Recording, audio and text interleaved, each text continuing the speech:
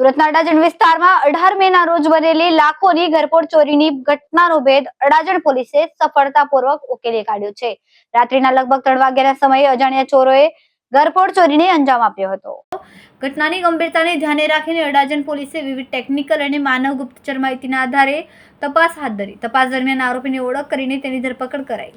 પોલીસે આરોપી પાસેથી ચોરી કરાયેલ અંદાજે 48 લાખ રૂપિયાની રોકડ રકમ રિકવર કરી હતી. બાદમાં પોલીસ કમિશનરના હસ્તે 13 તુજકો અર્પણ કાર્યક્રમ અંતર્ગત ફરિયાદીને મુદ્દામાલ પરત સોંપવામાં આવ્યો હતો. ચોરીનો તમામ મુદ્દામાલ સુરક્ષિત પરત મળતા ફરિયાદીના ચહેરા પર ખુશી જોવા મળી હતી. ફરિયાદીએ અડાજણ પોલીસની કામગીરીની પ્રશંસા કરીને પોલીસનો આભાર વ્યક્ત કર્યો. ગુનાની સમગ્ર હકીકત જાણવા અને તપાસની પ્રક્રિયા સ્પષ્ટ કરવા અડાજણ પોલીસે આરોપીને સાથે રાખીને ઘટનાનું રિકન્સ્ટ્રક્શન કર્યું. પોલીસે જણાવ્યું હતું કે ગુનાખોરી સામે કડક કાર્યવાહી ચાલુ રહેશે. ખૂબ જ મહેનત કરી અને જે હું વિચારતો હતો કે આટલા સમયમાં મારું રિકવર થશે એની જગ્યાએ બહુ હું ન માની શકું એવા સમયમાં આ લોકોએ કેસ સોલ્વ કરી આપ્યો.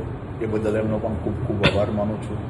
બીજું કે સાહેબ 18 તારીખ 18/5 મારા ઘરે 1:30 થી 3 વાગે ઇન્સિડન્ટ બન્યો. મારી દીકરીએ 3 ને 5 કે 10 112 પર ફોન કર્યો. ફોનમાંથી સીધો 112માંથી એવું કહેવામાં આવ્યું કે તમારો ફોન કન્ટિન્યુ ચાલુ રાખજો, અમે 5 મિનિટમાં ત્યાં પહોંચીએ છીએ. અને સાહેબ 5 મિનિટમાં PCR વાન ત્યાં આવી ગઈ. પણ એકચ્યુઅલી તો સ્ટ્રેસમાં હતો. સાહેબે મને સાંત્વના આપી પણ મને વિશ્વાસ નહીં હતો સાહેબ, દિલથી કહું તો એમ. છતાં એમને કીધેલું એ કરી બતાવ્યું. એ બદલ એમનો પણ ખૂબ ખૂબ અભિનંદનને પાત્ર છે એમની ટીમ. એમ કે લોકોમાં એક પોલીસની વર્ષો અગાઉમાં એવું માન્યતા આપણે હતી કે પોલીસ હંમેશા ક્રાઇમ બને પછી લેટ આવતા હોય એમ. પણ મારા કેસમાં હું દિલથી એવું કહી શકું કે તમે જ્યાં સુધી અનુભવ નથી કર્યો પોલીસનો ત્યાં સુધી તમને ખ્યાલ નથી કે આ લોકો કેટલી સ્પીડમાં ને કેટલું ફ્રેન્ડલી વાતાવરણમાં સરસ કામ કરી આપે છે આપણને.